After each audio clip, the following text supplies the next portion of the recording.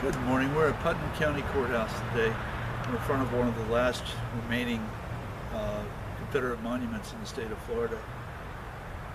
We're here just to simply document this structure, its existence for the last almost 100 years on this site. Throughout history, revolutions have occurred, typically leftist revolutions. I think by their nature, revolutions are leftist as opposed to a civil war, which is more equal in nature. Whenever these revolutions have occurred, whether it's in our own country 200 and some years ago, France in the late 19th century, Hungary, Czechoslovakia, even though those were put down, they were unsuccessful revolutions. Anywhere you see these, even in the Soviet Union in the last 30 or 40 years, monuments are torn down. The mob rule will overcome law and things will be destroyed.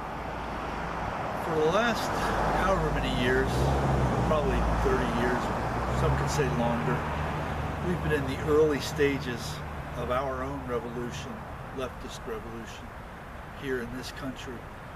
In the last probably less than 8 or 10 years, certainly during the last 8-year administration, we've seen the rise of actual groups like Antifa, BLM, etc., who are hardcore, stone-cold revolutionaries, who are well-funded, highly motivated,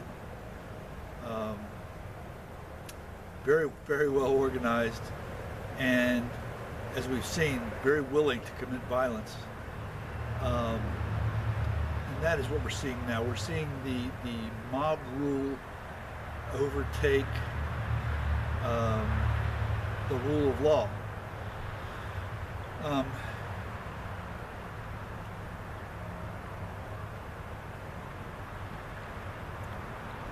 For the record, these monuments in the South and the North, at least for part of the reason in the South, were not erected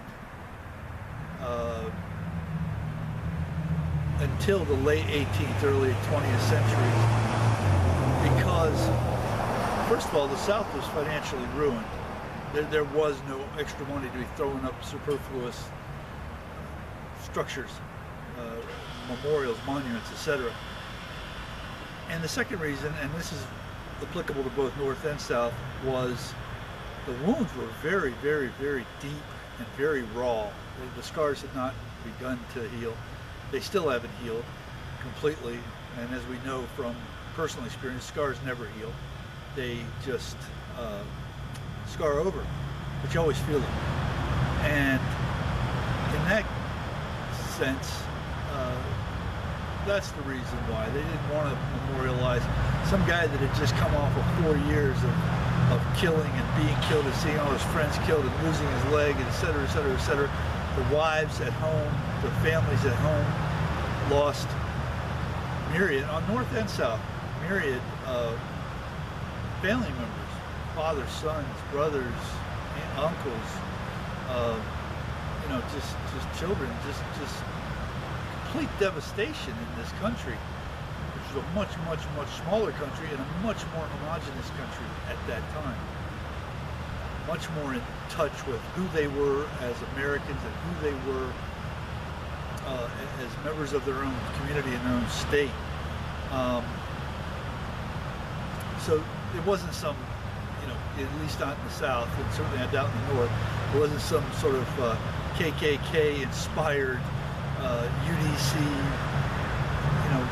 plot to keep anyone down, quote unquote. These were strictly for the memorializing of the people, their loved ones. This is 30, 40, 50, 60 years later. These guys were still alive. They were still living memories.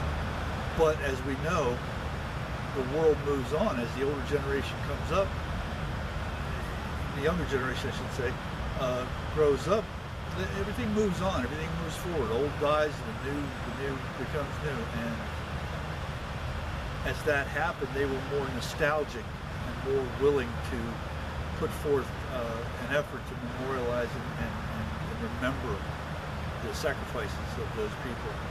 I promise you, nobody north or south was in any sort of great plot to subjugate anyone. This monument was built and erected in 1924. I believe it was UDC who placed it. Typically the UDC did that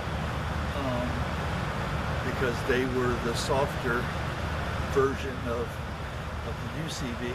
And we're going to go take a look at it and memorialize it. So for one reason, we can say we were here before it was gone.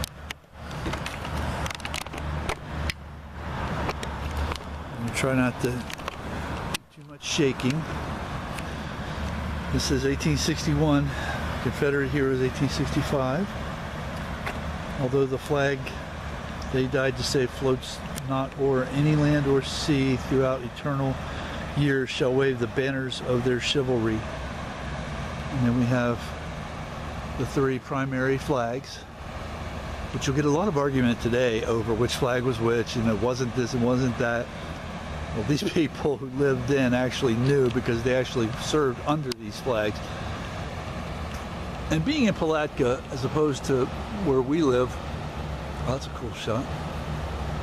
We're able to, these people that live here had actual family members that served back in the day. I mean, this was a you know, an original settlement site.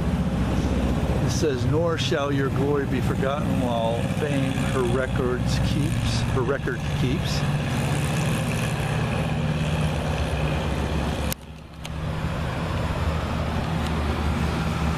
This says erected 1924 by Patton Anderson Chapter UDC, with the assistance of William Ivers, CSA, and other friends as a memorial to the heroism, fortitude, and glory of the men who wore the gray in the 60s, with the hope that their love of country, devotion to principle, and fidelity to the cause they believed was right may be an inspiration to people of every age.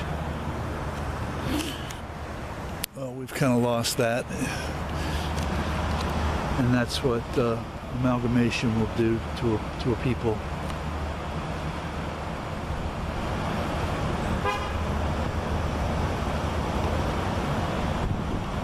The principles for which they fought will live eternally.